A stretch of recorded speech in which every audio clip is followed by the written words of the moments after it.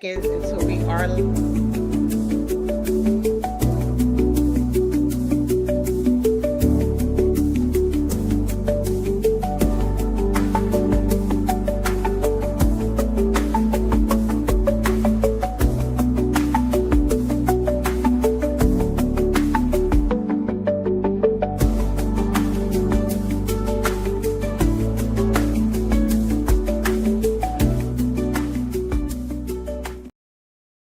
Happy Sunday, y'all.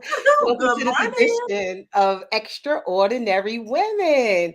Today we have Sister Sophia with us again. I think she's going to be with us every Sunday indefinitely until whenever. Loving it. Yes. But today, this conversation is so near and dear to our hearts because everybody on this planet wants love. Okay. Love is one of the strongest emotions that we can display on this earth. Choice is number one. Choice is over love because you can choose the love. But anyway, love is just such a strong emotion. And today we're going to be talking about love between men and women. Even if you're gay, we're not going to discriminate against you. Love between Absolutely. the gay people too. Who you attract. So first we're going to discuss the great divide between men and women. Why is there a great divide? What happened over the last 20 years? And what we can do to mitigate this. And then in the next conversation, we'll be discussing how to manifest your greatest love life ever. So, Sister Sophia. Oh, guys, if you want to call in to join in on our conversation, you can. Our phone number is 347-620-6771. Again, 347-620-6771. Give us a call, join the conversation. So, Sister Sophia, I will Yes. start out by asking this. Okay. What the hell happened? What is going on right now between men and women? Why are they at odds with each other? Well, What's you going mentioned on? it happening over the last 20 years. I got news for you. This is something that's been going on since I can remember. Hmm. And all I can say is it's part of what's the word I want to say? Intention or programming of Yeah. the powers that be to keep us divided. Because if we came together and were unified, there is no stronger bond between two people who love each other. Yeah. And I mean, and I'm even talking about platonic love between really good friends, true friends, or parents and children, sisters, brothers, Yeah. and the power, the partners. It's that love bond can be so strong that even if they want to break it, sometimes you can't. It's hard to do.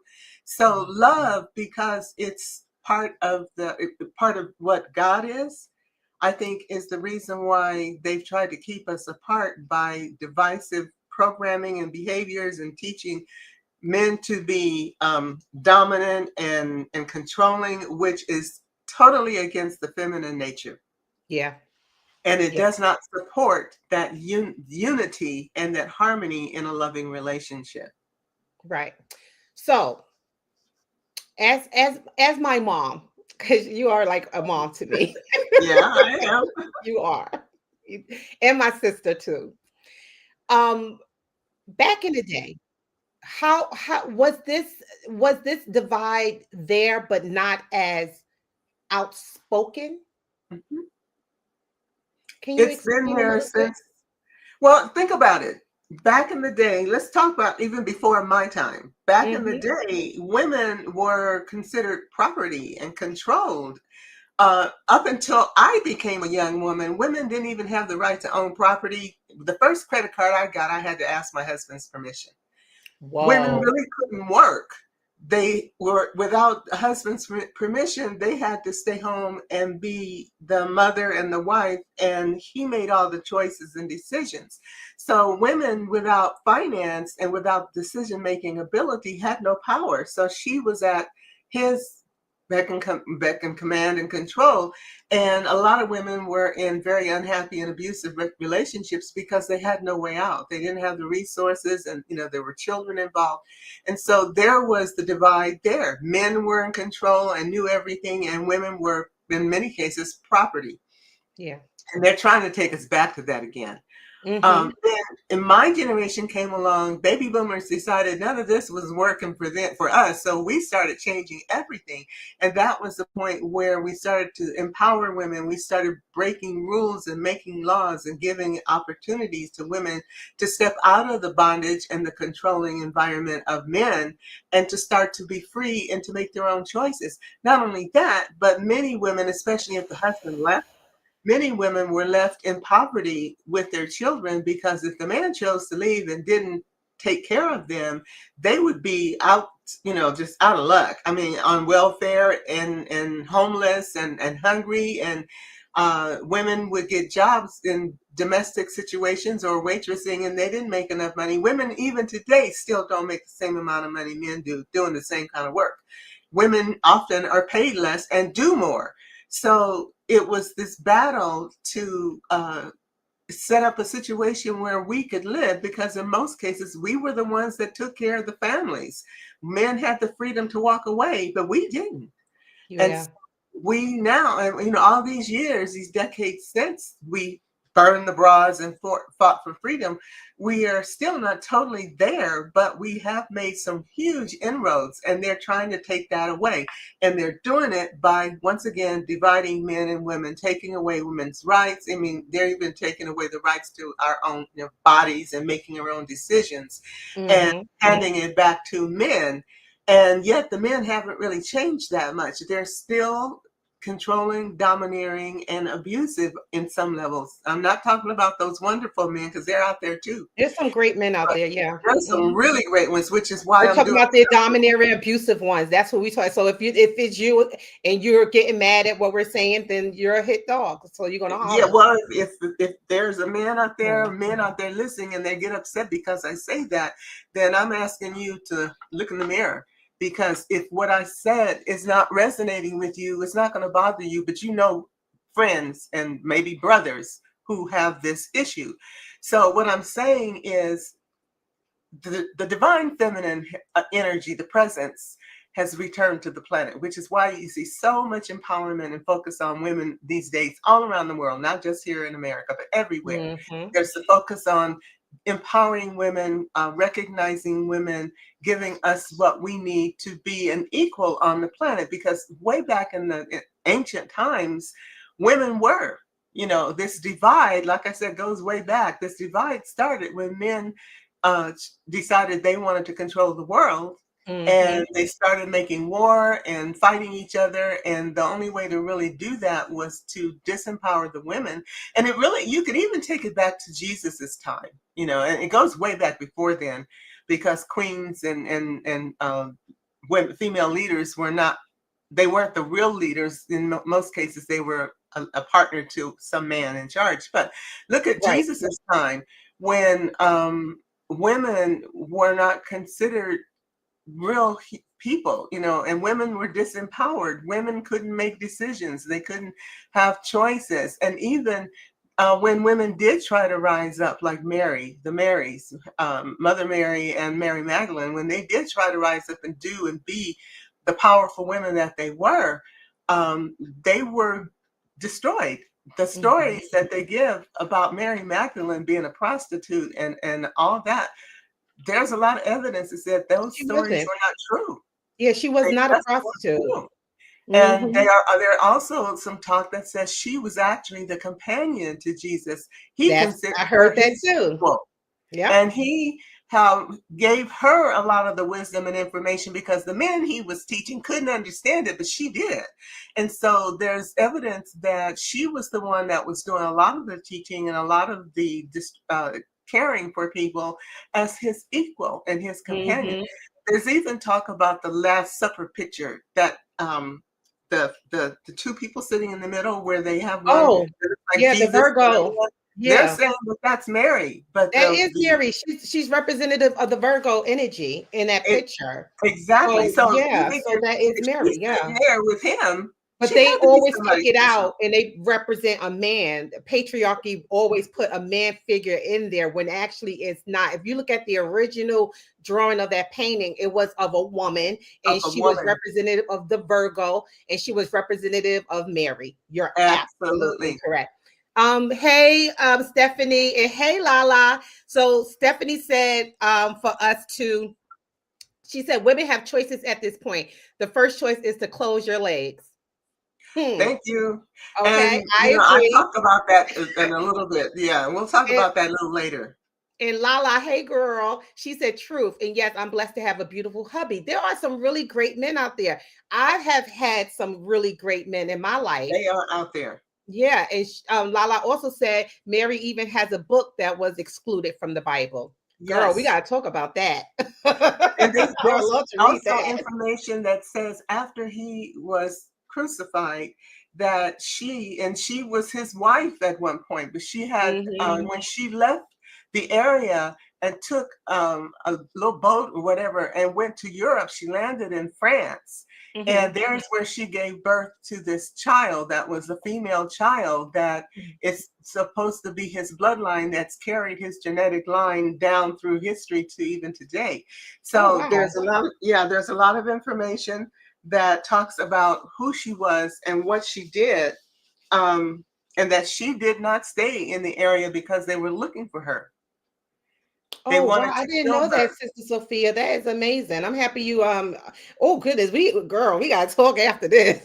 Oh, there's a lot of information that talks about Yeah. Mary and who she became after. There's some ancient, some older. Now I won't call them ancient because they're not that old, but there's some families, and I can't think of the name of the family that she supposedly connected to. It's a well-known family. It'll probably come to me a little later, but they were French. Hmm. And that through them is how she continued teaching and being a person of significance in Europe, even afterwards. And then she ended up in Europe, in England somewhere. But the fact is, there was a lot of effort towards taking her away, or taking away her power, creating a story about her so that she would be looked upon as someone less than and not the great um, presence that she was. But anyway, that was 2,000 years ago, and that's recent enough history for us to be able to trace it back and find out the truth. So Yeah. now we come to today. Yeah, I was They're gonna still say doing it. today. So what I see today, okay, so there's this new thing going around where women are saying it's embarrassing to have a boyfriend. I don't know if you've seen that. No, I Like, haven't. yeah, so if someone say, "Oh, I have a boyfriend," they're like, "Ugh," this is being frowned upon. What do you think about that? I think it's BS. I'll be nice, okay, Hmm. and call it BS because we were meant to be partners. Women were not here to be beneath a man or, subservient to him. We were here to be partners. Remember, first of all, women are the portals that life come through. We are literally the connection between spirit and physical life. I always said that, yeah. We are the Women are portals. walking metaphysical beings. Yes, we are. And Like we are straight the up. men cannot have babies. We They are the can't. ones where the life comes Hmm. into being physically, and then we give birth and it becomes a being on the planet. But Hmm. we need the male sperm in order to do that. Now, yeah, we can do artificial insemination. We've gotten technically sophisticated enough to do that, but we still need his contribution. Yeah, we need No his matter how you DNA, we which need is that like, yeah, contribution his from DNA. him. So women, and because of our structure and the fact that we are not built to do some of the heavy lifting and doing some of the things that men physically are designed to do, um, we are here to be partners to them. There's a meme I posted on Facebook not too long ago that talked about this, about the women being the portal of life coming in, and that men are here to take care of her, look after her, help with the children and all that. And the question, the man in the picture was saying, well, if you're doing all that, what am I supposed to do? And the answer was, love her. Mm-hmm. Because when a man loves a woman, he does all of that stuff without being asked or pushed or forced. He does it because he cares. Because he And he cares, yeah. wants, because he wants the best for her, that he admires her and cherishes her. And when those principles are in action, relationships are marvelous.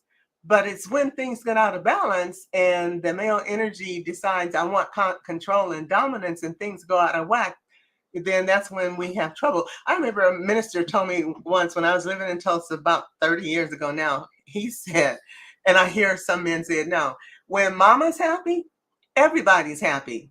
But if mama ain't happy, ain't nobody Ain't happy. nobody So that happy. goes for him and the kids. If she's not happy, the whole environment and the family life is disrupted. What they But say, happy wife, happy life. yeah, that's in a few words, that's it.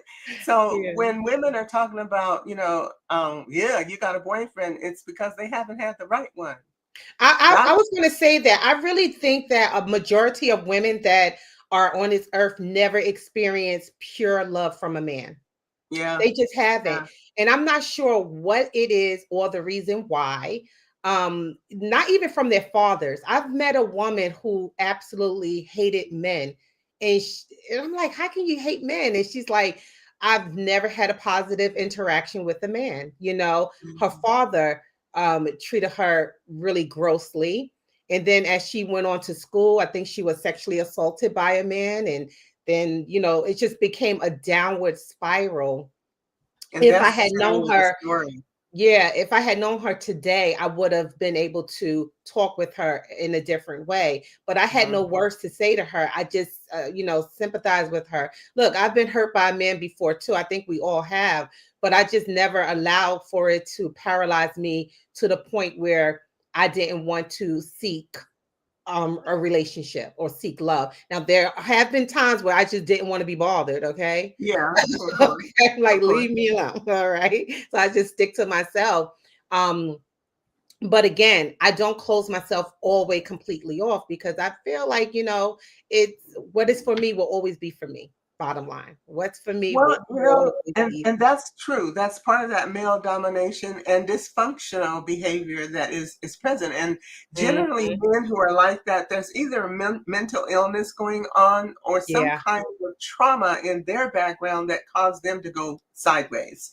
I Um, do so I think so too. Yeah. yeah, they're not healthy emotionally and mentally either, which is why they are the way they do. And maybe something happened with their mother or some other female in their life where they became so bitter and hard that they feel like all women deserve to be punished. So that Mhm. imbalance is there. And particularly in minority communities, not only Black community, but Latin communities as well. Yeah. Men have been trained how to be strong men the wrong way. You know, Yeah.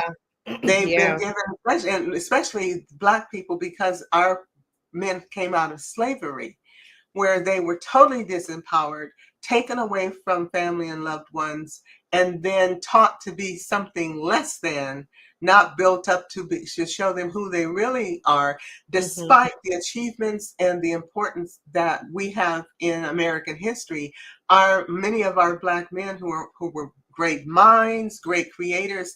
I remember there was a list, it's probably online somewhere, a list when I was a younger woman. We found it in this, what we had called the Black Library in Los Angeles, a small little storefront, but there was a list of probably 100 or more items on there that Mhm. Black men had created. And I'm talking about things, I mean, from the cotton gin, like Eli Whitney, and a whole bunch at the traffic signal, Black man designed Washington, D.C. All of those little achievements have never been celebrated and recognized the way they should have been. And now there's even more, a greater effort to take away, to change history so that achievements of Black people and women of all colors is being erased from history, so that in time, if we don't restore that truth, that information is going to be lost to future generations, and we'll have this void of what did we do during this time in America's history.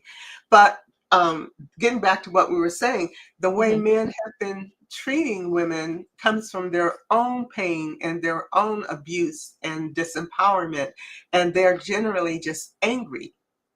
And because women, girl children in particular, are the first line, the first available target, we get abused and mistreated by those angry, hurt men. And really, it's all about them just being so deeply bitter because they've been hurt. So, as women, since we are the portals that bring the life to the earth, are we responsible for how these men are turning out? Is it our responsibility? Are we at fault for how these men are turning out? Because I mean, obviously, to some point, we are raising them. We are, and everybody's got some ownership in this, you know. Hmm. But when you look at those mothers who mistreated their sons and in some cases abused their sons, you know, Hmm. there are stories of mothers who sexually abused their sons as well because Hmm. father was off somewhere and they did things to the son or didn't like the son because he reminded her of whatever. You know, there is fault. There's enough blame to go around, but it's opposed to pointing fingers.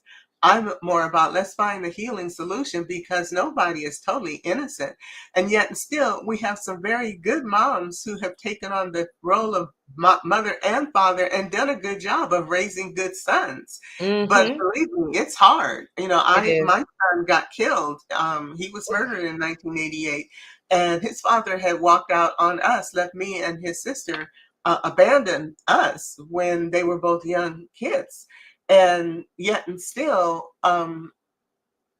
it the responsibility for what happened fell heavily in my lap simply because I was the only one that was there. I did I'm the best so I could. sorry to hear that.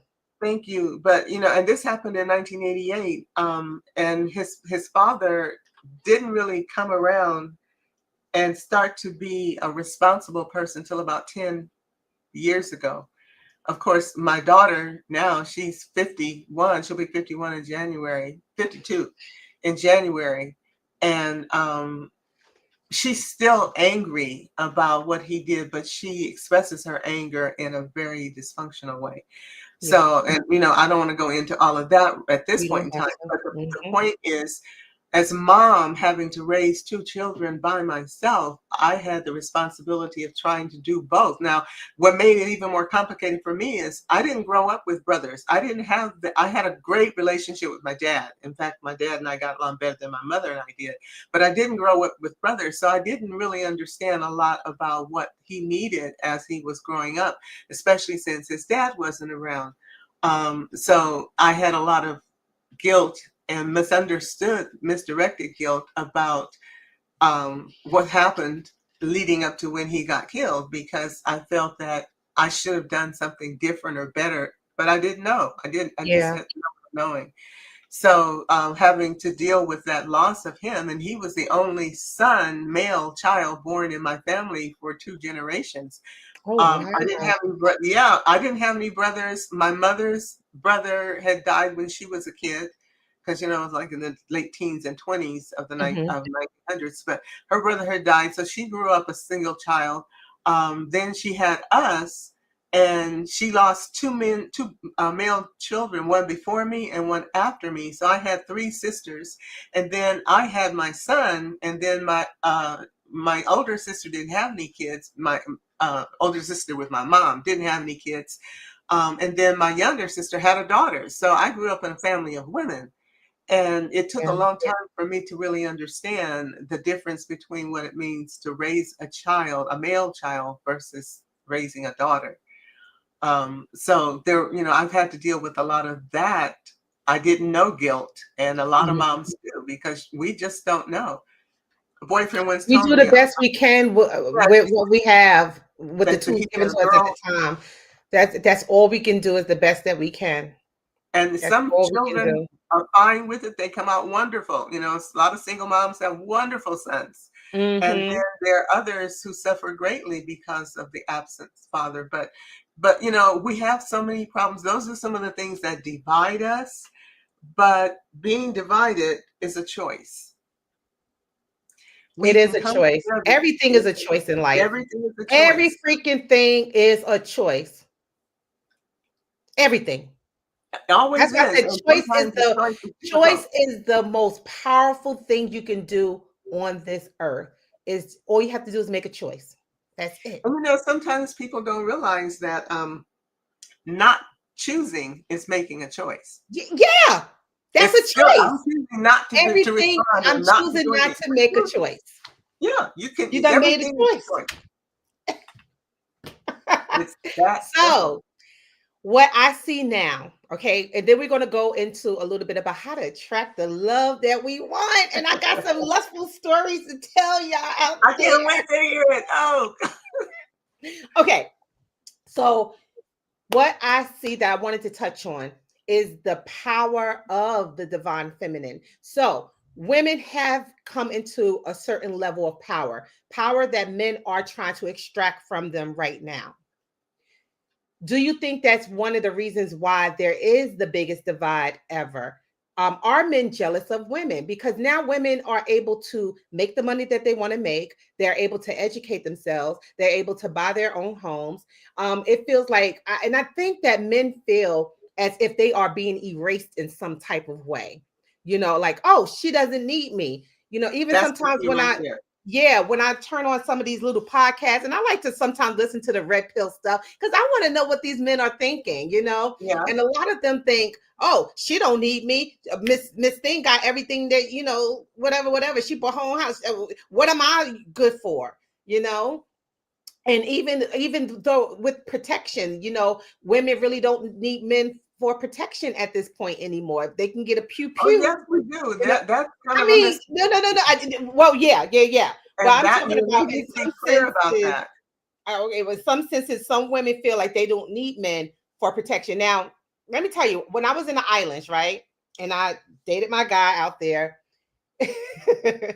he protected me. Yeah. Because I was on this island for a whole month. I didn't know who, but when he saw that people was like, either talking down to me, cheating me, he came in and intersected. Okay, and just was like, and just was talking that talk to them. So in a way, I felt very like I always felt protected by him. You know what I'm saying? So there was a level of yeah. I kind of do need this at this moment. We do need them. I Yeah. mean, Yeah, God, and it felt good to be protected in that moment. You know what I'm saying? Especially being that I was so vulnerable out there. But back to the United States, what do you think needs to be done for men to feel needed again by women? Because, or what I think personally, before I let you answer, is I really think that men need to come into some type of realization of women's position on this earth and how it has changed. And therefore, as times change, they too have to change and stop thinking about this antiquated thought of women just being in the kitchen and here because we didn't incarnate on earth just to serve men. That's not the purpose of our beings, but it seems that that's what some men want. What do you think needs to be done? That's programming. It is. That's all it is programming from a society that has nothing in their minds but control and domination, not just here, but all over the world. That's a male mindset that gives them a sense of comfort and superiority.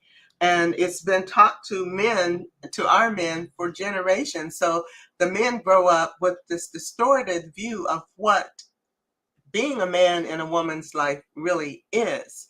Yeah. Yes, we absolutely do need them for protection, for love, for provision, for all kinds of things. But it needs to be done in a way that doesn't disempower and disserve her, which is where the imbalance is.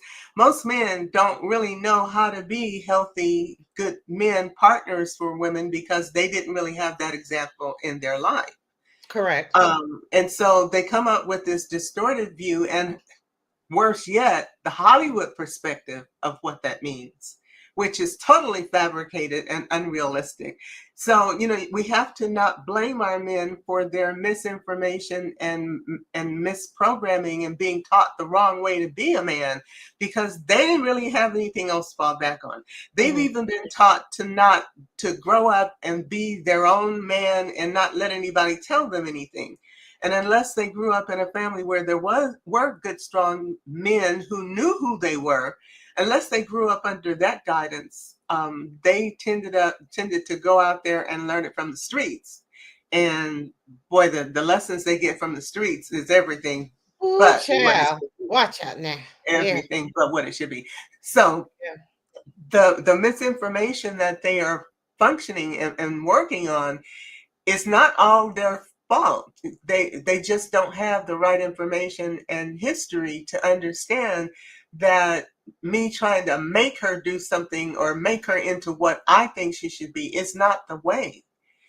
But being open and loving and accepting. And, and we women have a fault in that, we in some ways can be emasculating to men in the way we talk to them or the way that Mhm. we behave around them.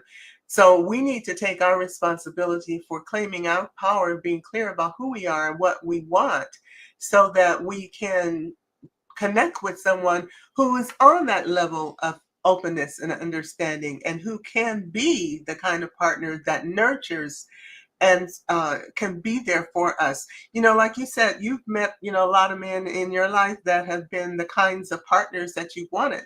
Mhm. I have too. Not always the kind of partner that would be long term, but I've met, quite a few, and I've met some of those that was like, I don't want nothing else to do with you. Oh yes. There are those out there too. And, we'll talk Yeah. about how to kind of weed those out in a little bit. But I don't blame our men for some of the weaknesses and faults they have about the way they behave, because for the most part, they're making it up as they go. And the Mm. words the information that they're getting from their friends and from the movies and from who knows where else is inaccurate and it doesn't serve them. So they grow up trying to figure out what being a real man is without really knowing what that means. And Yeah. by the time they figure it out, they're over 50 years old when they finally figure out, well, all this crazy stuff I've been doing isn't working and hasn't worked. And now what do I do? And then we Exactly. got a lot of older ones that still working, operating on the old operating system and still running the same old programs. And like, no, that doesn't work anymore. That's one of the Exactly. reasons why women have stepped into their power and said, I don't want anything to do with that craziness. I can take care of myself. I can do for myself. Why would I put up with all that nonsense when I don't have to? And the man's answer is, well, I'll take away your rights to take care of yourself and do what you want to do so that you will have to let me do what I want to do with you. And women are like, I don't think That's a so. good point that you made, and I'm going to read some of our audience comments. But I wanted to make there's so this November a lot of the SNAP benefits have been pulled back. Yeah. So there are a bunch of men on social media talking about, yeah, that's right. Now you guys have to deal with us, because y'all ain't got y'all benefits anymore. So yeah, now you got to need us again, and yeah, and take this $40,000 I'm making. Exactly, which There's is not enough to a pay bunch the of men bills. thinking that women now, because the SNAP, but first of all, they think that the majority of SNAP benefit recipients are Black women. That's number one, They're not. which is not true. And then secondly, they automatically assume that because women are not receiving the SNAP benefits, that now they're going to go to gravitate towards men. This is men's chance now. And I'm like, that sounds so freaking predatory. It sounds like you are trying to use this woman or pray against her and her children, because now you see an opportunity to get in there to offer her some money. And let me tell you Well, something, they that's stupid such because crazy women are thinking too. communal. We get together and we feed each other. Okay. Yeah. Like women get together and feed each other. They're not, if Yeah. you see your sister out there and she got her kids out there, you're gonna give her a couple dollars to make sure that she is Or bring them taken in and feed care of. them. Right. You women. So anyway, what were you about to say, sis? And then we're Well, no, gonna I read was some of just these gonna comments. Hey say Raymond. Hey that y'all. How y'all mindset doing? of now her SNAP is drying up, so now she's gonna need you. The truth is she Mm-hmm. needed you before, because if you think SNAP is enough to pay the bills and take care of food and all that, it's not. It's barely enough to keep you Exactly. from starving. It's not enough Exactly. to solve a problem.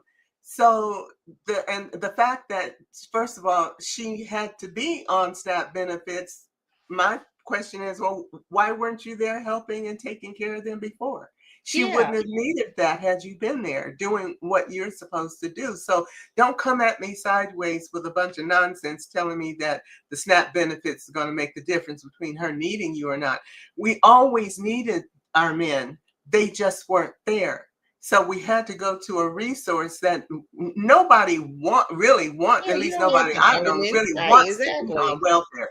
It's an Right. embarrassing, heartbreaking, demeaning, and demoralizing situation to be in as a senior Hmm. woman, and having to live on Social Security back in several years ago when I didn't even qualify yet because I was too young. I had to go on food stamps for a while because I wasn't working, and like I said, I was too young for Social Security, and I didn't have another way to do it. Believe me, I don't ever want to have to do that again. It's one of the most demoralizing experiences when you go in and you're trying to shop for groceries and you only have, $150 to feed you for a month. Hmm. And if you got kids, I mean, so, but getting back to what we were talking Like the about, great Michael Jackson said, if you can't feed your baby, then don't have a baby. don't And be don't making up. say And maybe see, that's the if you thing can't feed that, your baby. and they're talking about, taking away the woman's right to have abortions and Mhm. to control their own bodies, and selling Viagra and all these other stimulants to men to make them want sex more, and giving Yeah, them the right to go sleep with whoever they want to, which is only going to make a baby that now comes into the world with no way to support it. Because right, men, a lot of men, not all, but a lot of men have no qualms about walking away from their pregnant girlfriends and leaving them with a baby to raise. And during the time when she's in late stage pregnancy and those first few months after, she can't work. Well, yeah, that's what if you were there doing what you're supposed to do, she wouldn't have to worry about that. And that child wouldn't be on SNAP benefits later because you would be there contributing and taking care of your household. So the responsibility is, if you want to really be a man, step up and be one. Don't just talk the talk and pretend that you are being a man just because you know how to make a baby. That right, does not make a father nor a yeah, partner. That just means you are a contributor, yeah. a So sperm donor. And like I said early on, we can do that without having sex with you. There are ways to have exactly, children these days. Yeah. So when men are making these careless comments about women, it's like you're just further demoralizing and creating a situation that takes women down another notch, as opposed hmm, to you stepping up and owning your responsibility. We need the men around there. And when I made that comment about the meme I had that I posted on Facebook, when I said, you know, when the man in the picture stepped up and said, well, if you're the portal and you're the bringer of life, and what do you need me for? The provider, to love me, to protect me, to care for the family, to do all the things that I couldn't do and shouldn't have to do if we were in partnership. correct, correct. Hey Dawn, I love you, girl. She said the law of attraction is true. um, And that's so part of what I will talk about in a minute too, because yeah, that's yeah, we're everything. The gonna law talk of about. attraction is Wait, everything. Dawn, stay tuned because we're going to be talking about the law of attraction. We're going to be talking about that in a few minutes. Raymond said, I often put on a caveman front because women low key like it. Now, that is true. Some women do like it when men have this raw, raw, like a dungeon dragon, type of attitude. And they find it sexy when actually in some instances it can be toxic and abusive. It It's toxic depends and on abusive. how And then far he takes that caveman attitude. If it's something that is sexually attractive and that stimulates a bedroom relationship, that's yeah. one thing. But when you take it out of the bedroom and this is the way you treat her all the time, and granted, I remember, and I keep hearing this in my head as I've been going through this, creating this Hmm. course.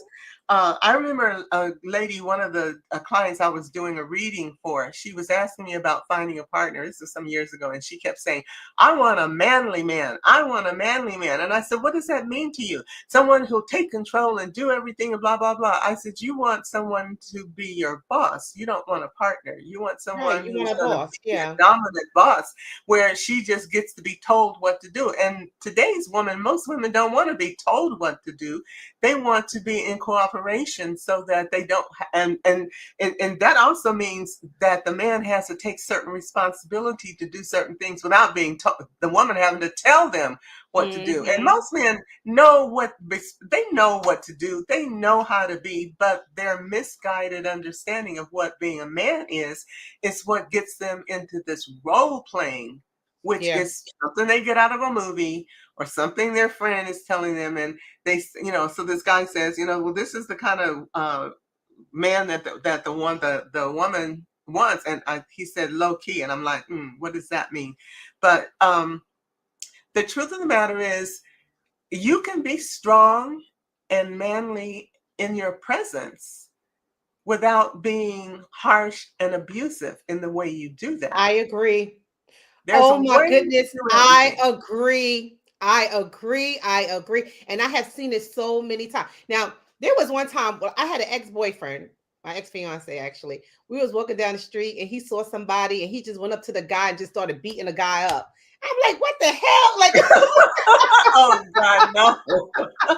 That's not it, honey. girl, That's not it, it. it scared the crap out of me. I'm like, what the hell you Exactly. doing, dude? And he's like, oh no, I'm beating his ass up because he pushed his mama and he shouldn't be. And I'm like, yo, dude, chill. Like,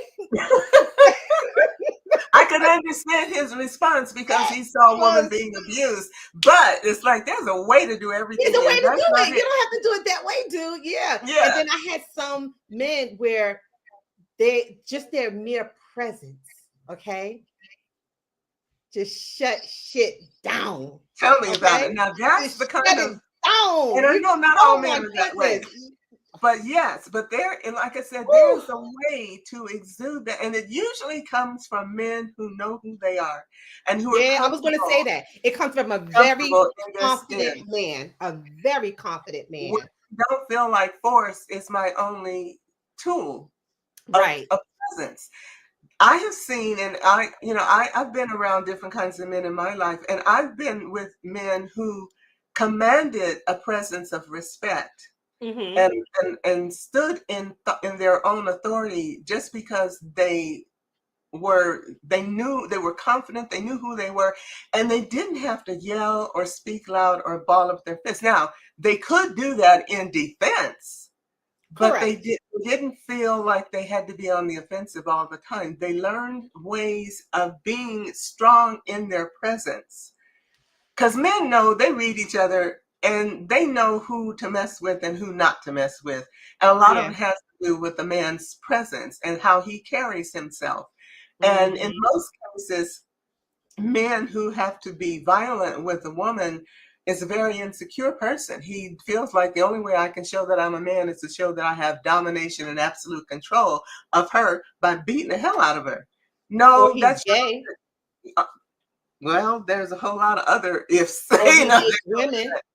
Yeah, that hates women now, and that's another thing. But like I said earlier, Hmm. those go back to mental illnesses and conditioning, where the whole thought or idea of who they are is distorted, and Yeah. those are extenuating circumstances that we're kind of not talking about here today, because we're talking about healthy relationships and being in situations where we look for healthy partners who can be who they are without resorting to violence Correct. and manipulation and control. And Lord knows right now there's all this stuff with the narcissists, and we didn't have the name narcissist for them, but as I know the symptoms, I look back over my life and I can see where there were several. And yet, and still, that too is a mental condition that is not a healthy one. Um, but everybody is into their own thing. And to the women out there who say, "But I like a man who's forceful and who's this and the other," okay, then Yeah. you like a man who's borderline violent. And if that turns you on, because some people do get turned on by stuff like that. They That do. I'm not dealing with that because it's like that's not exactly a healthy situation, and it doesn't have to be that way. But if you like that kind of strong, abusive, kind of forceful partner, to each his own. Right. That's all I can say. It's to each his own. Right. But I think most women prefer to have the confidence and security in their partner of knowing that they can be protected if necessary, that the man is reliable, that he will be there when she needs him, and she needs him all the time. It's how that relationship, the dynamics of that relationship unfolds that makes the real difference. Mm-hmm. That is absolutely correct. So, guys, remember you can give us a call 347-620-6771 if you have a comment or you'd like to share your thoughts. Give us a call again 347-620-6771. So now we are in the second phase of our conversation, and that is manifesting the love of your life, the love that you want. Now, there have been over the years when I came into my true self, I have learned to manifest exactly what I wanted when I wanted it. So, for instance, there were times when I did not want a relationship. I just Mhm. wanted to get laid. I think we've all been through those phases, and still may, go through those Okay. phases. Hey Keith, how you doing? Keith Wilson in the house. So look, I just wanted to have gotten, whatever the case may have been. And I was able to manifest that. I hate to say it, but it happened. All I just asked was they were disease free, drug free, whatever the case. No reason to apologize for it. There's a time and a place for everything. You Okay. know, um, But my point is this, and it is all on frequency and everything. You really can have what you want on in this realm if you so desire it. You really can. And that's what a lot of people don't understand. They don't understand their true power of really attracting someone towards them. Now, you have an amazing program out there for people, and we're going to discuss that in a second. But sis, this whole summer, I was in a Caribbean, and I remember before I got out there, I was like, yo, I don't know what's going to happen out there. I'm just going to have fun, but I would like to have someone that mirrors some of my, my morals and my principles and things of that nature. And after a few bumps with some fools, we took the girl. I was able to meet someone who did have my exact principles and morals, and he even believed in the metaphysical arts, which was something that was very shocking because most men in the Caribbean, they all they think about is Jesus, Jesus or God or this, that, and the third. You know, we do believe in God, but it's just it was just so amazing that I was able to meet someone whose energy was vibing on the same level as mine. So, can you please tell us your love story? Because I love the love story between you and your hubby and how you were able to draft him out. Give us a call, Raymond, 347-620-6771. How you were able to draft him. Girl, talk about it. well, and it was kind of at the time it came about out of frustration and just tired of the dating game and all the nonsense that was going on. Now, I'll first start by saying this was back in the late 90s, Yeah. before we had dating sites. Basically, there were some dating organizations that were coming up. Great Expectations, I think, was one, and one or two others. And it was right before Match.com and eHarmony started to show. But the Mhm. way that we met people back then was either just arbitrarily going out to clubs and bars and being introduced through people or maybe somebody at work. There Right. was the personals in the newspaper. So my girlfriend, she and I were both looking for a partner, and we wanted serious partners. We were tired of the bar scene and stuff. And so she suggested that we start putting ads in the personals. And at first I said, you gotta be crazy. That's where call girls and people who are, want to be picked up, where they look for partners. And she said, no, no, no. She said, Yeah. dating personal ads, if you write them right, you can pull in some really good men that are looking for healthy relationships. And she said her mom had found a couple of boyfriends that way, and she was going to do it. So I said, okay, fine. Nothing else happening out here, so let's try it. So Mm-hmm. we wrote our ads and put them in, I think it was a Long Beach Register. It was a local paper in Southern California. Mm-hmm. And we ran it. The ads would run for 6 weeks, twice a week. And, we exchanged phone numbers and stuff. But anyway, so for the first 6 weeks, we were just kind of out there doing whatever, and I got like 50, 60, 70 guys calling me the first 6 weeks. And she was running her ad. I remember her ad was something about brown-eyed girl. She was getting like 100, Yeah. she was a pretty Mexican girl with long black hair. So, I could understand the difference. But anyway, Mm-hmm.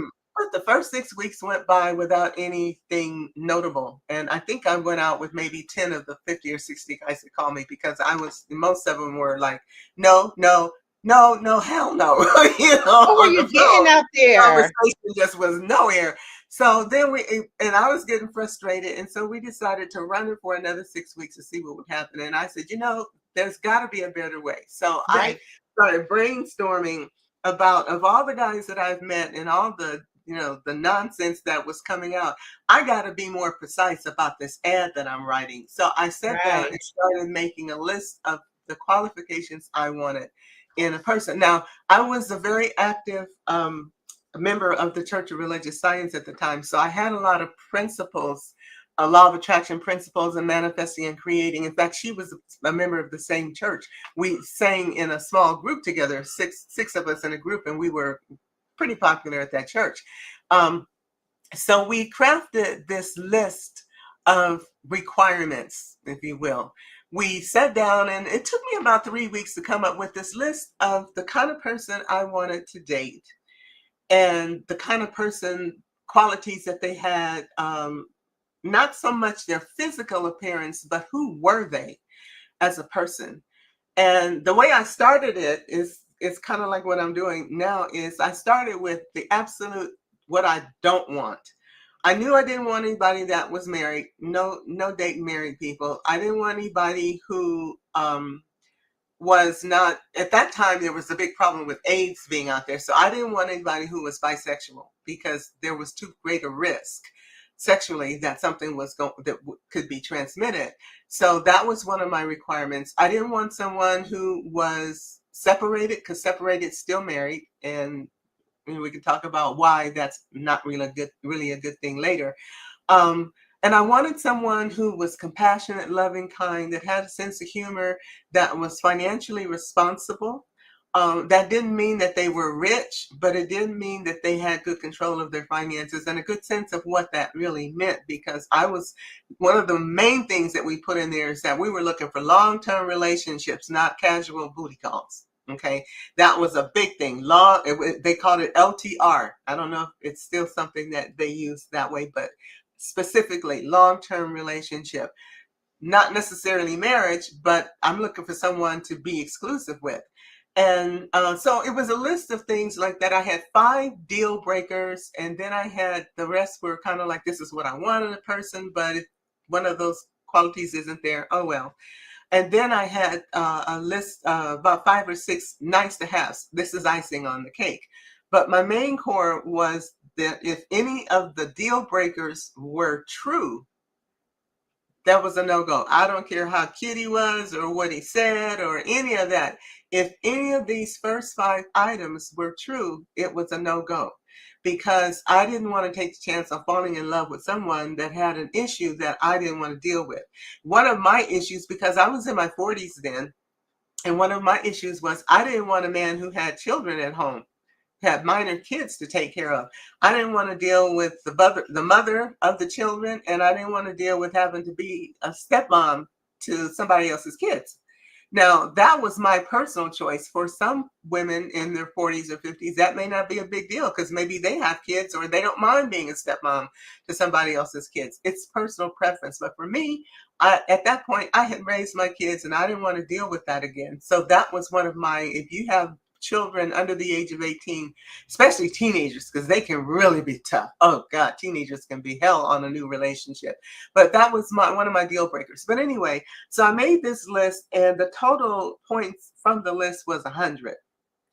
And so during the first, when I got my list finalized, and we modified it over the first several weeks or so based on things that came up. But when I got it to the point where I said, yeah, this is who I want to find, this is the partner I want, when someone would call, and during the course of conversation, probably over 2 or 3 conversations, I would be checking off my list and identifying, yep, that's good, that's good. And I'd start with my deal breakers because let's get the riffraff, the undesirables out of the way to start with, and don't even waste my time talking, because you can spend a lot of time talking and end up going nowhere. So I would use my list and I'd be on the phone and I'd be checking stuff off, and maybe I didn't ask all the questions right away, but there were some important ones I did ask right away. Are you married? Are you living with someone?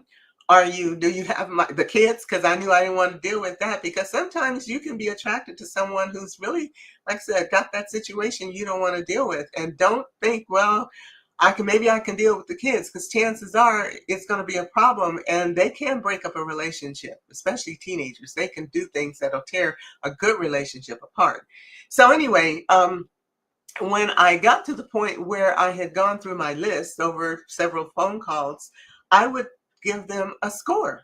They have a total number of points. I had created a threshold of I wouldn't date anyone that didn't have 80% of what I wanted. So that meant that I would only date the top 20% of all the people I was talking to. And that was a good barrier, because if someone was in the 80s or above, okay, let's make a date and go see what's going on and let's talk. Well, of that 80%, and then I don't remember how many of those were in the 80%, but when I finally met the man that I married, he was a 94 out of 100. And I was like, whoa, keeper. All right, let's see who this is, And I knew that within the first week or 2 after we met, because I met him. He called me on the last day that my ad ran on the last session, the last 6 weeks. And it was just about a week or so before Christmas. So he was headed to to San Francisco to be with his daughter and her family for the holidays. And I was working. And I had my daughter here, so it was no big deal. And over the holiday weekend, I came down with the worst flu that you have ever seen. I was so sick, I was in bed for 4 days. So when he got back and he called me the day after Christmas and wanted to go out, and I was so sick, I was barely able to stand up. So he said, after talking for a couple more days, he said, why don't we go out on New Year's Eve? I know this is the first date, and I can understand if you say no, but you're not busy, I'm not busy. Would you mind having, a date with me? So I said, oh, sure, okay. But I made a point to set up an excuse so that if I ended up spending time with him and didn't really like him, I had an out. And I chose a restaurant where there was a bar where we could sit and talk, and a restaurant was attached in case it was good enough for us to have dinner. So we met and we sat and talked. And about 2 hours later, he said, we've been sitting here talking for a couple of hours and I'm getting hungry. Would you like to have dinner with me? And I'm like, God, this guy is good. He's so smooth. So I said, sure. So we moved into the dining room and spent another 2 hours at dinner. So by this time, I figured 4 hours on a first date, that really is a lot longer than I usually spend. And so I'm kind of wanting to cut this short because I don't want to, overdo it. So I told him that I had, I was going to my sister's that evening and blah, blah, blah. When we left the restaurant and I pulled out, he walked me to my car, another brownie point, made sure I was in my car and everything. And then I backed out. And as I was driving down the parking lot, I looked in my rearview mirror and he's standing in the aisle looking at my car driving away. And he watched me until I got all the way to the end of the aisle. And I remember thinking, oh, no, you don't. I just met you. Don't be getting hung up on me. Well, to make a long story short, we dated for another 6 weeks. And I was still seeing other people, a couple of other people I had met through the personals that were pretty high scores, but he still was the highest. Yeah. And so after about 6 weeks, and we went through some, I started to get to know him better. And one of the things that I started to notice about him was he had this kind of odd sense of humor. And I was kind of like, I don't know about you. And there were some other things about him that were kind of a little bit of a turnoff. And so one night we went to see a movie, and I had decided after the movie that this was going to be the last date that I was going to have with him. I thought, man, I want to try this other guy that I seem to like better. And so we came out of the movie, and I was a little irritable, and his car wouldn't start. He had a real fancy Subaru sports car, but it had some issues. And so we sat there while we were waiting for the car to make up his mind to start. And he said, I know this date hasn't gone that well, but I don't want to take you home like this. Can we just go have, sit and talk and have some drinks?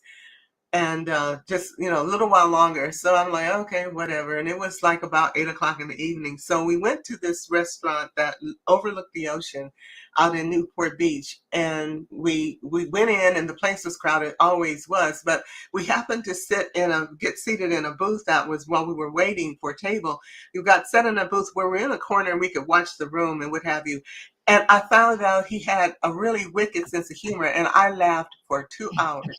I laughed, literally had me cracking up for 2 hours. And then I started to see him in a different light. Yeah. And so I was going to say, sis, I don't mean to cut you off, but we do have a caller calling in. Oh, okay. Yeah, let's go for that. So caller, please announce who you are and what you have to say to us. Wow. I'm long-winded. My name's Raymond.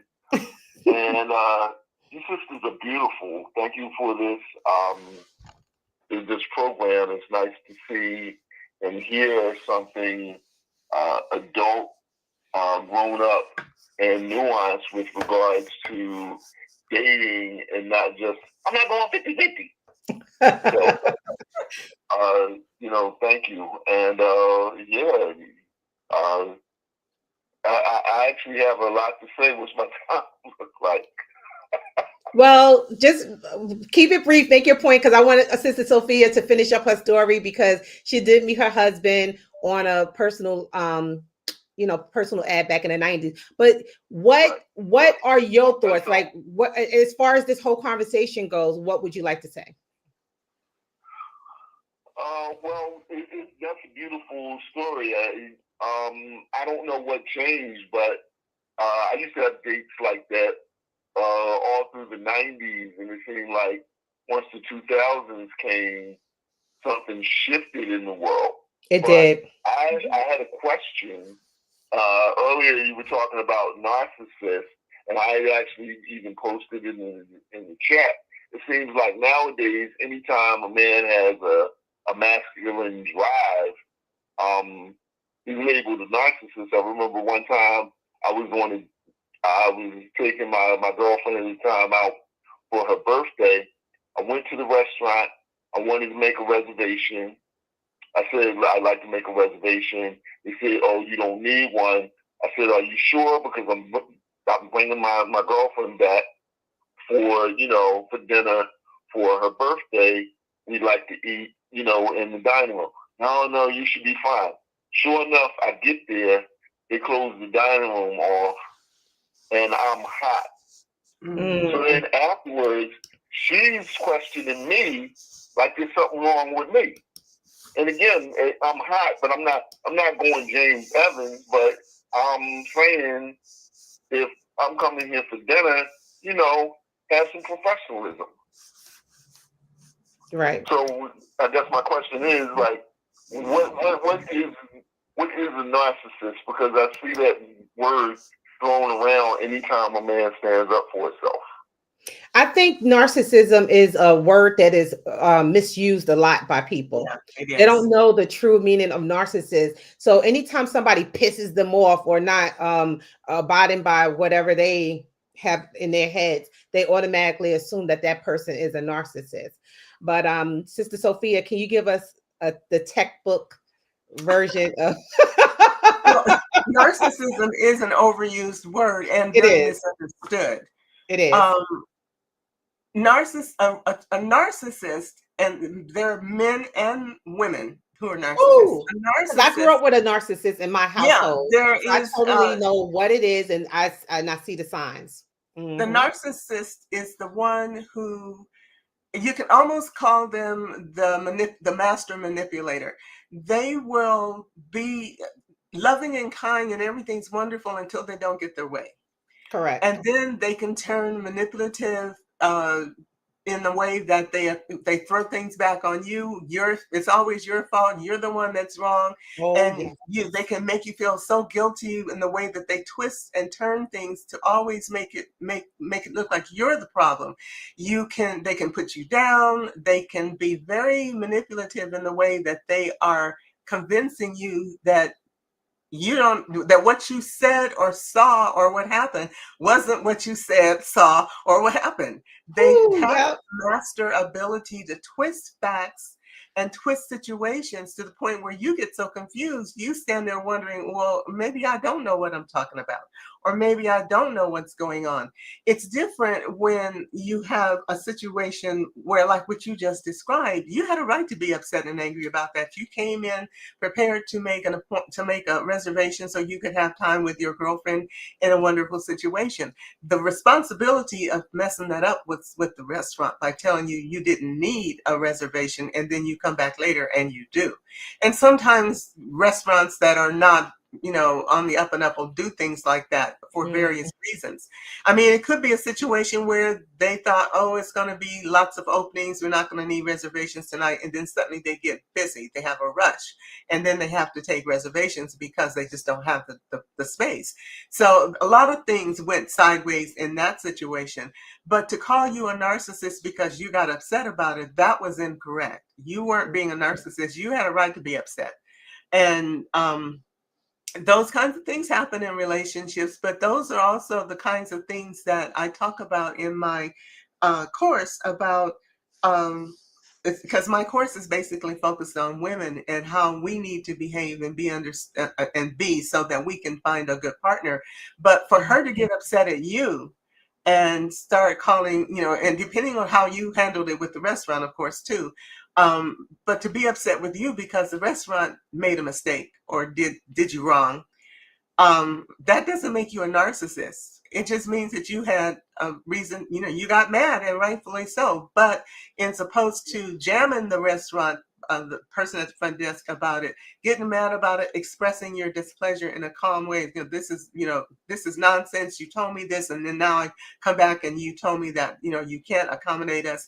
This is bad business, whatever, without really raising your voice or going ballistic, and walking out is the way to handle that.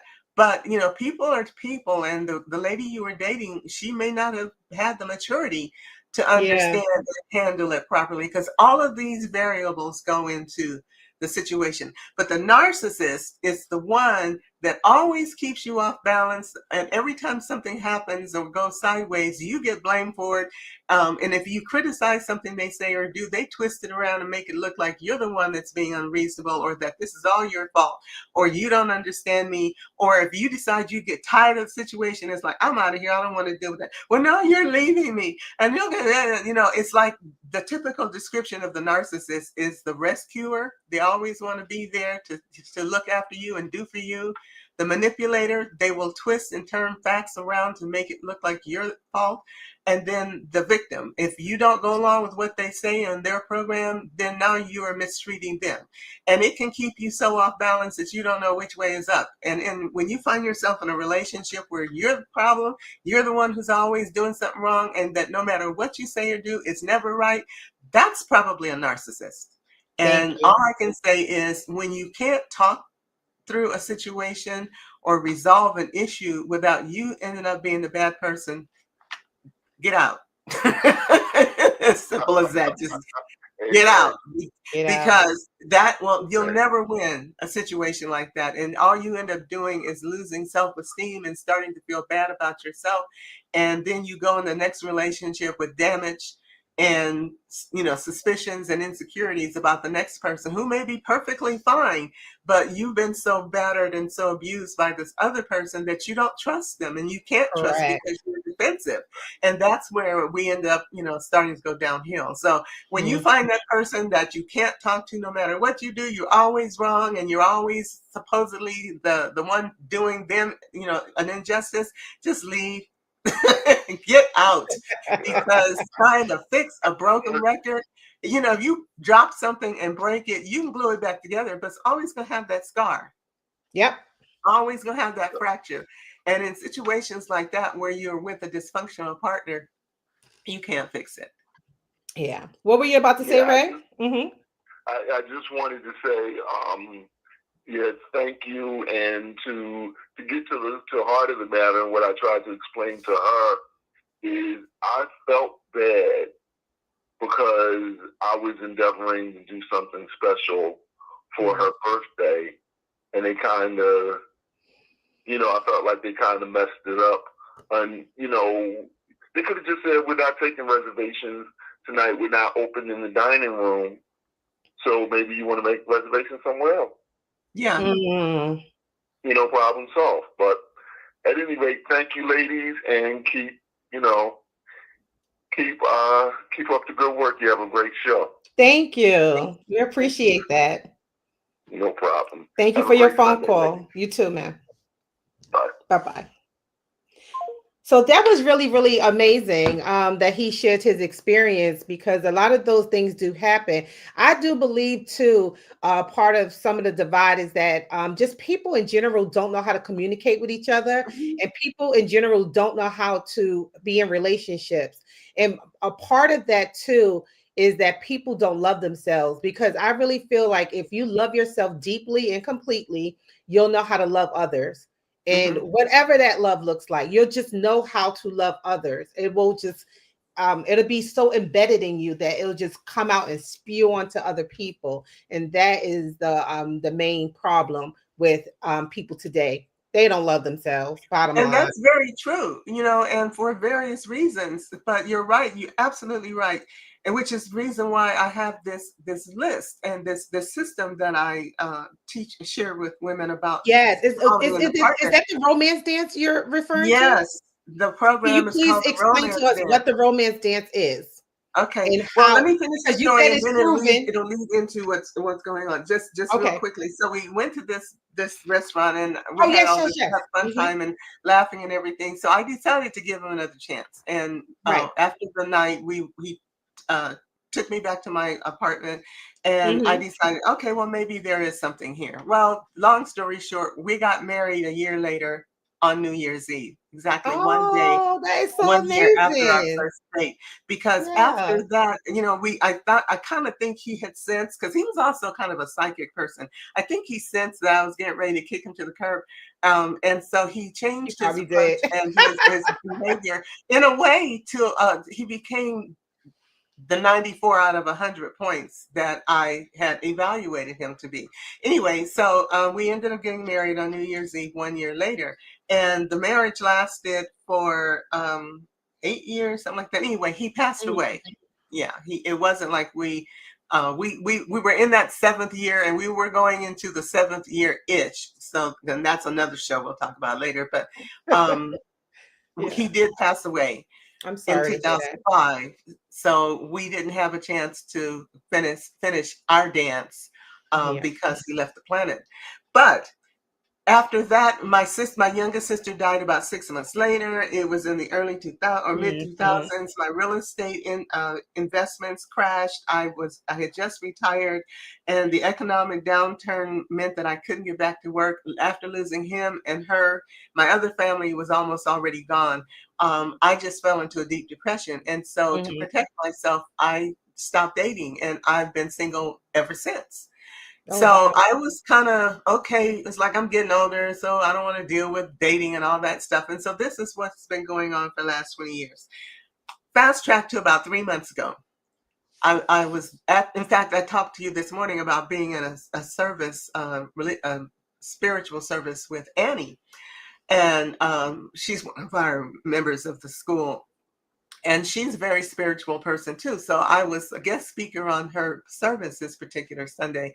Mhm. And at the end of the service, we had some extra time left over. And so she said, I'm going to do a tarot reading for all of you, because I think it was only about 10 of us there. And she said, I'm just going to pull a card and do a reading for all of you. So she pulled cards for everybody. And basically everybody's reading was the same. Everybody was going through changes and trouble in their lives. And so it was kind of just everybody's doing the same thing. And I was too. So I thought when she got to me, oh, it'll be the same kind of reading. She got to me and she said, oh. And I said, what? She said, I don't know how you're going to take this. She said, but I'm seeing new love in your life. And I'm like, what you talking about, Willis? You know, she said, I'm seeing love around you. I'm seeing you finding and meeting a partner before long where it's going to be a really special person that will bring new love and joy into your life. And I broke out laughing. I said, you got to be kidding me. At this point in time, at that time I was like at 73 and a half. And I said, I'm too old to be doing this kind of stuff. And so I just laughed it off.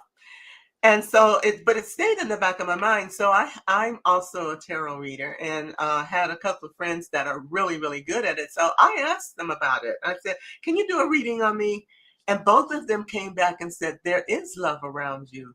It Oh, may be wow. a few months away, may not be real close. And I'm like, I'm in a little town in Arizona where there ain't nobody here. You know, who? And they're like, well, I don't know, but it's definitely there. So I just kind of blew it off. Didn't think more about Mhm. it.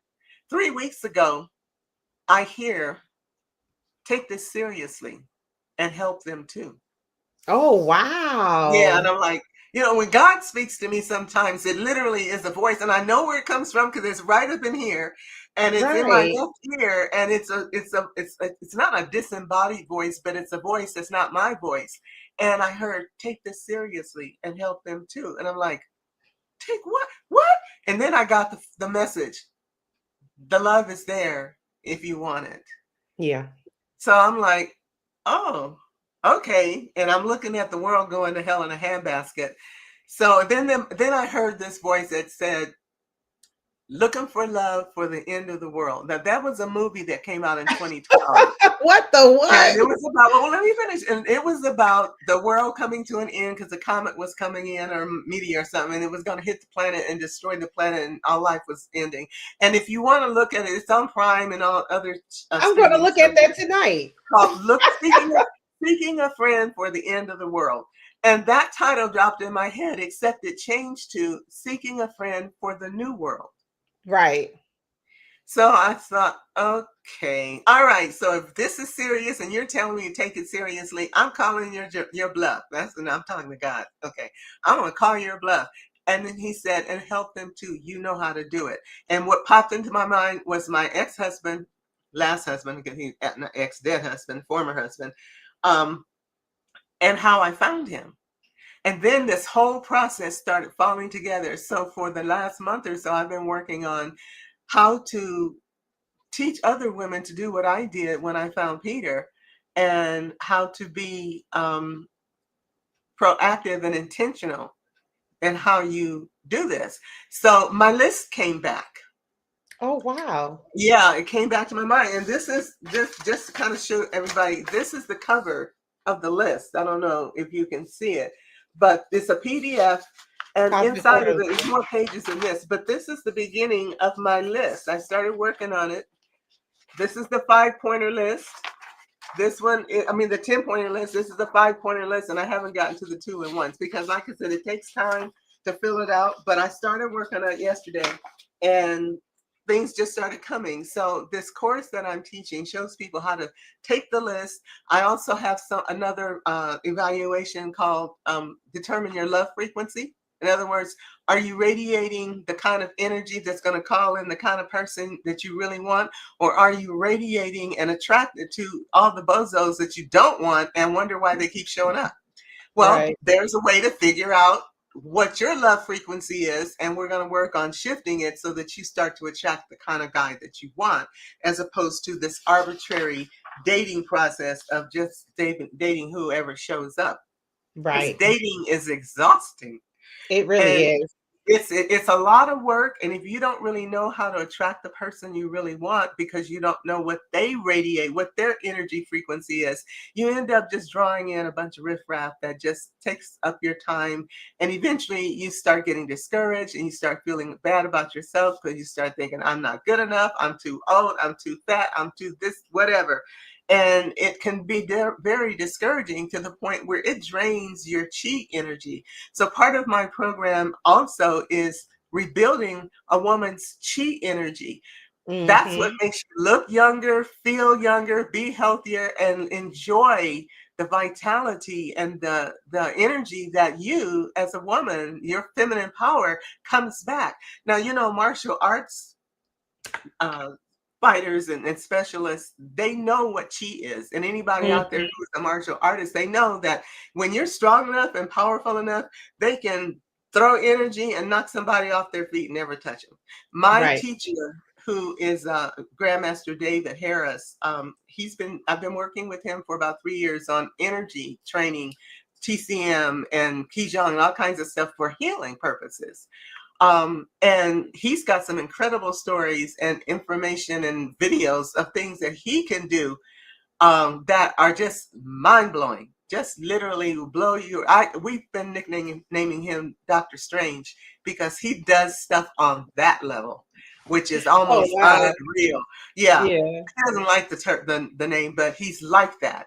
Yeah. But one of the things that I'm going to be doing in this program that other people don't do is I'm going to be using a lot of holistic energy healing to help women in this first month, especially get yourself back together, start to raise your chi energy and empower yourself to feel good about who you are. So you have the confidence to say no to the ones who are inappropriate and That feel right confident there. that you can draw the one that you're looking for to you. So Can this I is a tell you something 90-day about program. that? What? So, as you know, my my YN that I had on the Yeah. internet I was talking about. A lot of people. So when him and I first met, we were on the beach. I was just walking across the beach, and he was walking on the, the opposite, not the opposite side, but just the opposite way. And I swear to you, I kid you not, it was a kinetic energy that just pulled us in together. He, Oh. I don't know what it was. Whatever it was. He looked, I looked, and we were like drawn to each other, like, yeah. And so he said, "Are you here by yourself? Are you here alone?" Like, whoa.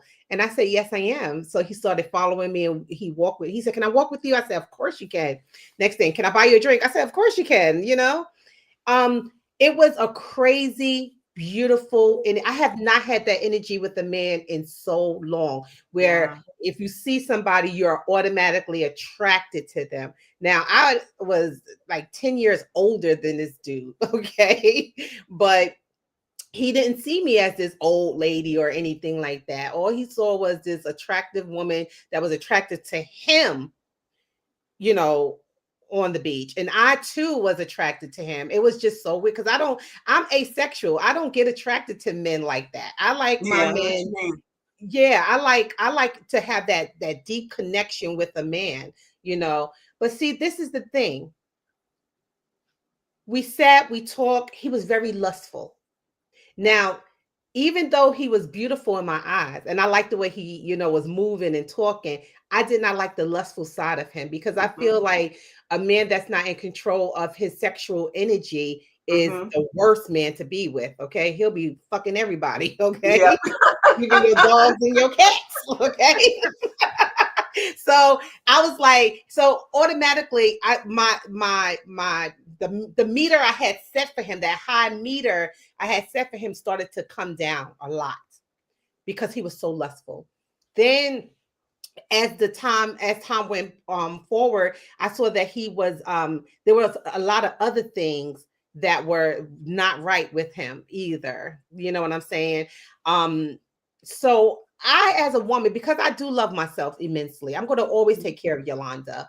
Mhm. I had the strength to say goodbye to him. I had Mhm. the strength to block him. I had the strength to just walk away. And everybody's like, "Oh my God, you're just gonna leave that dude like that? He seems to be into you." And I'm like, a thin line between into you and obsession and a whole bunch of other stuff. When I see crazy, I'm crossing the street. I'm not going to sit there and entertain crazy. Exactly. And that's what a lot of people have to do. When you see crazy, you have to be strong enough to walk, like cross the street. You better. That's God saying. Just red imagine, flag. Yeah, That's the red what God's flag. saying, red That flag. person's going to take you into a life of misery, pain, whatever. I just seen a whole bunch of things going on, and I said, look, I'm a businesswoman. I got too much to lose. Like, nah, Absolutely. I'm good. Yeah, and even the other guy who I met, who I call my old guy, he seemed perfect in every way, and I actually liked our company together, but he kept browbeating me with religion because he was a Jehovah's Witness. I told him I grew up a Jehovah's Witness, and so he's like, "Oh, come back to the Kingdom Hall, come back to Jehovah, come back." And he was just browbeating me with religion. It was so painful. I was like, but then again, I had to choose Yo-Yo. I had to choose me. I was like, Yolanda, you got to choose yourself. You can't, just because their company, you asked for company while you were out here on this island. You got some company. I don't care. I got to let it go, because I'm not going to sit there and be with anybody that's going to oppress me, or that's going to be lustful, bringing back diseases and all kinds of stuff to me. I don't want that. Okay? I don't want it. So, and you have to be strong enough. And that's part of what this program, the first 30 days or so, is all about: building up your confidence and your love of self so that you can walk away. Because a lot of times women are so needy and desperate that they feel like this might be my last chance. No, it ain't. That's another thing. Too many on the planet. Just like how we say you should not have that lack mentality when it comes to money and things like that. Women, you should not have that lack mentality when it comes to relationships. Like I watch a lady named Shira Seven. She cracks me up. I don't know if you heard of her. She goes sprinkle, sprinkle. But she also talks about having that lack mentality, because a lot of people like, oh my God, there's not enough providers out here, and there's not enough this and not that. But if you really feel that way, then that's what you're going to be drawn to. You're going to be drawn to men who don't provide and men who are not right. Exactly. So, but the thing is, another thing that Shira said that made me want to make this point is that if somebody is not serving you, especially in a relationship, goodbye. Drop them and go somewhere else. And don't be afraid to walk away and go somewhere else. Women are too afraid, thinking that this is their last chance. I don't give a damn if you're 99.999% old. Okay. No, you're not. You can still say no. You can still grab somebody. You can still put women need to think about. When you go to apply for a job, the company has a set of criteria that they're using to measure you and everybody else against what they really want. Correct. They spend time interviewing you, sometimes 2, 3, maybe 4 times, talking to you, asking you questions. And employees these days are at will employees, meaning the company has the will to dismiss you on a dime. They can you come into work that morning and they have you walking out the door in an hour. They can get rid of you in a heartbeat. So if they spend so much time selecting you and determining who you are and if you're a good fit, why don't you spend the same kind of time being discerning about who you're letting in your life, in your finances, in your house, in your body, for God's sake? Yeah, Grace, in your womb, get rid of them as easily. Precious area right there. You letting somebody in. And that's part of why we women lose our sense of self and we lose our energy and our beauty, is because the sacred core of a woman's body, that portal of life, is our life force. It's there. And when constant abuse or misuse or unhappy use or whatever, we lose a lot, and we get a lot of trauma in that area of our body. And as we get older and we start to lose our self-confidence and love of self, that energy drains out, and it literally brings your body down, which is why everything starts to sag. Well, I know how to rebuild that. Like I said, I'll be 74 years old in a few weeks, and I am so grateful. Yeah, I got good genes too, but the vitality and the rejuvenated spirit is there. And that is something I rebuilt in myself, and I know how to rebuild it in other women. But the thing is, if you don't honor and cherish yourself and learn to set boundaries and say no or enough, you can't win, because you will always be somebody's victim and unhappy about the fact that I should have known better. I knew this, and yeah, you did. You had all the warnings. God's going to save you and take care of you by giving you every red banner and flag and everything it can. But your free will choice says you have the right to say, well, I'm going to do it anyway. Maybe this will be different. Oh, well, I guess there's nobody else. I have to sacrifice and settle. Well, And when then you you settle always for get something, slapped. you And you end up with always get nothing to settle slapped. for. Yeah, when you We settle, have you end another up with phone nothing call, to settle sis. for. Mm-hmm. Caller, please state your name and where you're calling from. Well, hello, Miss Yolanda. Oh, this And is Stephanie. Dr. Sophia, this is Stephanie Derrick. How are you? We're doing well. How are you? Well, awesome. Yes. What would you like to say, Mamacita? All right. Well, I just wanted to chime in before I had to run out. So I had to go to my computer real quick. Okay. I wanted to talk about the men and women. Okay. Dr. Sophia, I actually wrote a book called Advice My Father Gave Me, Advice from a Father to a Son. And in my research of interviewing over 200 Black men, I found out there was something very important that we may not have seen or known. And I never heard this anywhere except for when I started interviewing these men. So they had one thing majorly in common. So I'm going to just read it out. This is what I put in my book. It just says, as I was doing research for this book, I've come to find out that men are so extremely different from women. Women are always giving advice to everyone and anyone who will listen. And they continue to share. As I come to find out, men and women are extremely different. The number one thing that I can say from my findings are men model what they do and don't speak what to do. It is the main thing that I noticed that is the difference between men and women. And what I would just say from here now, I'm not in my book. If they're modeling and they're not around to see what men do, how do they learn, right?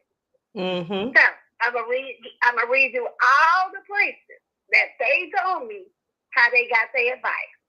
And y'all about to fall out, because I'm telling you, I was like, what? So it just says this. Now, this was I had posted a question in the Facebook chat, and this was this is the answer that came to me.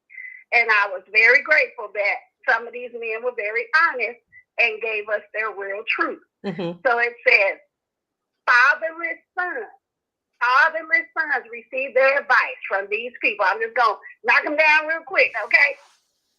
Their grandfather, uncle, high school basketball coach, director of Upward Bound, the church, the math, older siblings, hustlers, military, stepfather, just taking life from their experiences, the women in their family, trial and error, mimicking the behavior of manhood, Minister Farrakhan, Black elders in the community, rap music, and Dr.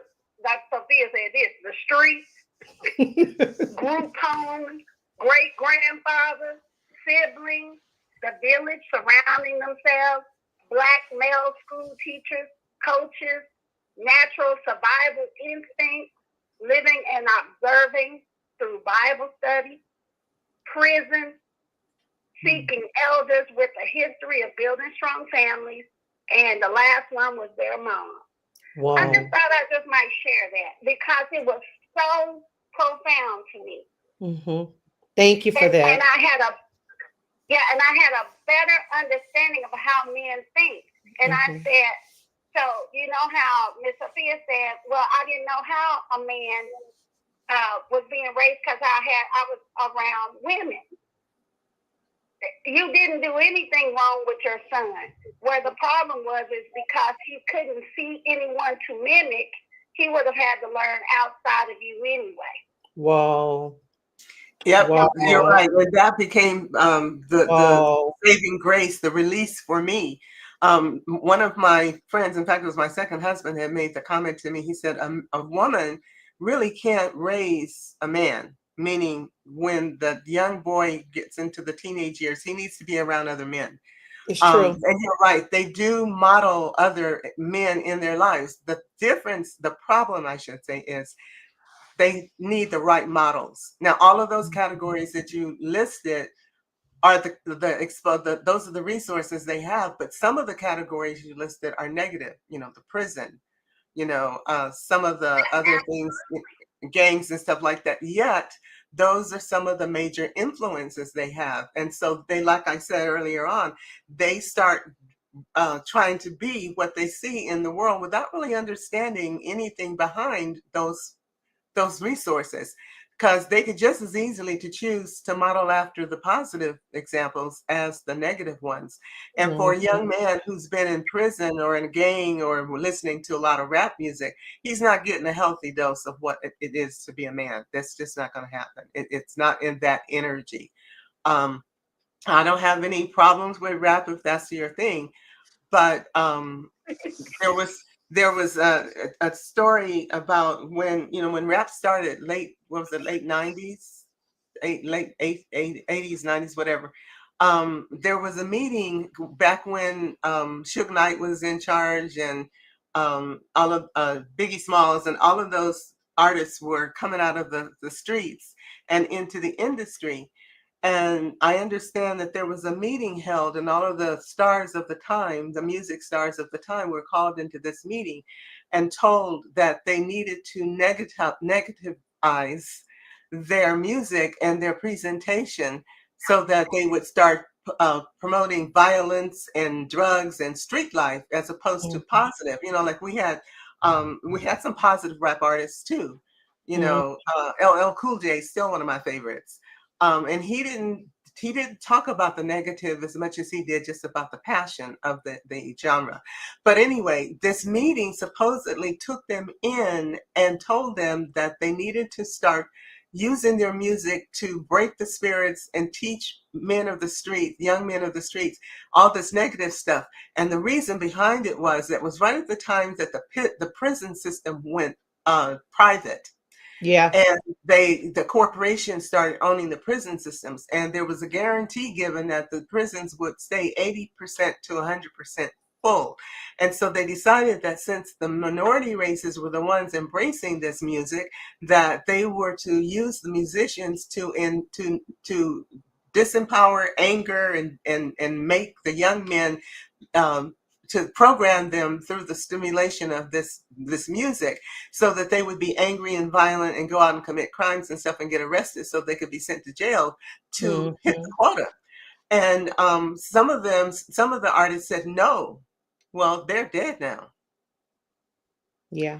And I'm happy you bringing that up, because on the flip side of that, right? I was looking at this young man, he's a millennial, and he was talking about how that music, and he was a white young man who lived in the suburbs and had a really great upbringing. And he said how that music totally negatively affected the suburban white kids too. Yeah, like he said, we should not have been. He said they had that music pumping everywhere, even in our little lily white schools. And yet I was negatively affected by it because I should not have been hearing about gunshots and people killing and sex and violence. He said that really, caused a rift in our psyches. And I thought about it and I say, yo, so they didn't just harm us, the Black community, they harmed everybody. They harmed the whole of America. Well, yeah, there's always collateral damage. And when you always get a backlash when you purposely go in and try to destroy a sector of people. And that's what they did. Stay there. And I'm glad that it kind of cleaned itself up to the point where it's not so bad now. But during this very critical time, that generation of young men, I will just say of all races, were programmed, because when you got music and words and visuals, you're programming in vibrational frequency You on a are. level that those young people didn't understand. And so by the time we realized what was really going on, we lost a generation to this kind of music and violence. They are the ones that have been training and teaching some of our young men how to be men. And so we're now just getting to the point where we're trying to undo a lot of that damage, but it's going to take a while because we've got to get that vibrational frequency programming treated or reversed and weeded out so that we replace it with something positive. But that was something that happened back in the late 80s and 90s. And I remember hearing the story, and I could see the parallels about how and when our young men, especially our Black young men, changed. Oh, It's yeah. when it started to change. And Yeah. but now we're at a point where we know better, and it's gotten a lot better. I was glad to hear, as opposed to, you know, hardcore rap being the main music, I was glad to see it soften and become hip hop. Because, you know, when R&B was the kind of music, all we did was dance. We loved to party, and it was all about dancing and snuggling and doing things that we weren't supposed to do in public. But it wasn't about murdering and killing and drugs and violence It was until actually about procreation, if you think about it. Because it was. I And feel like it that's was about great. that. It was great. You know, I don't even do people slow dance anymore, you know? Oh, so anyway, Stephanie, Yolanda, yeah, thank you for calling in. Do you have Thank any you other for that anything else you information would like to because say? that helps me. no, I It think helps it's a me. very great conversation, and keep doing what you're doing. 'Cause Oh, I'm learning a lot. thank you, mamas. I appreciate it. Thank you for calling in. Alrighty, All right, have a good one. bye bye. Bye-bye. So, Sister Sophia, so just to wind down because our time is coming to an end. Okay. I have up there your website, soulstreaminginsights.com. Please, guys, visit her. Go over there. Go to her Facebook page as well. I will Yeah, put her Facebook that page site's up. not active yet. Can I put a link in here for those who might want to look at what this is all Please about? do. Yes. If you put the link in, I'll make sure that they see it. And just to wind down, the romance dance, she is promoting this, guys. Please go and get it. Take the course with her so that if you too want to find love and you want to learn how to manifest the love energy to you, you want to manifest your perfect partner. Or even if you want to manifest some lust, because I'm Well, good yeah, at because that. it works. It depends on what you put on this, what I call the cosmic order list. It's this your order to the cosmic kitchen. You're gonna get clear on the vibrational frequency of what you want, and then we're gonna teach you how to radiate that energy out.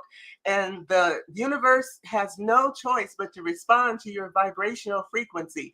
And when you do that, and you're thinking and dreaming about this person that you've created, your own desired partner, they'll show up. You may get more than one, so you probably have a choice. But Yeah. all you need is one. All you need is one, y'all. And So my whole please give purpose her a is call. to get you guys ready for Valentine's Day. It took me 90 days to meet my husband, and we got married 1 year later. So 90 days, and you could be ready for Valentine's Day, and maybe well on your way to calling in your person too, because they are Yeah. out there. They are on the planet. I promise you, they're not somewhere in a spaceship, and they are not having No, to be they born. really are They on a are planet. We have here 8 billion now. people.